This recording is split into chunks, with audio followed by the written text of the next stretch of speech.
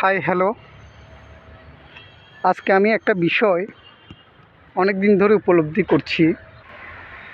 আসলে সৃষ্টির এই অপূর্ব সৃষ্টিতে অনেক কিছু বিরাজিত আছে, যেটা আমরা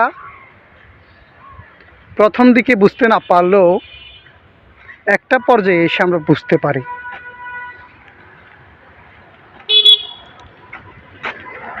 এই যে সৃষ্টির যে অপূর্ব সৃষ্টি, সবুজায়ন, বৃক্ষ, গাছগাছালি, পশু পাখির ডাক, পাখিদের কিচিরমিচির ডাক, মানুষের সত্তাতে কি পরিমাণ একটা প্রাণস্পন্দন যোগাতে পারে। আপনি যদি এ ধরনের প্রাকৃতিক পরিবেশে না আসেন, আপনারা কখনোই এটা উপলব্ধি করতে পারবেন না।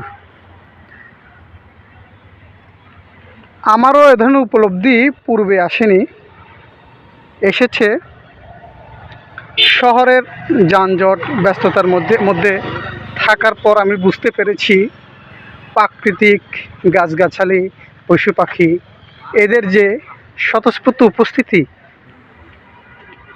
ছিল। দর্শক, যে কথাটি বলতে চাইছিলাম, আসলে যেটা আমার প্রকাশে ছিল আমি প্রকাশ করতে চাচ্ছি। আমরা মানুষ অনেক সময় স্বার্থের প্রয়োজনে কিংবা বিভিন্ন প্রয়োজনে আমরা অনেক কিছু ধ্বংস করে ফেলি।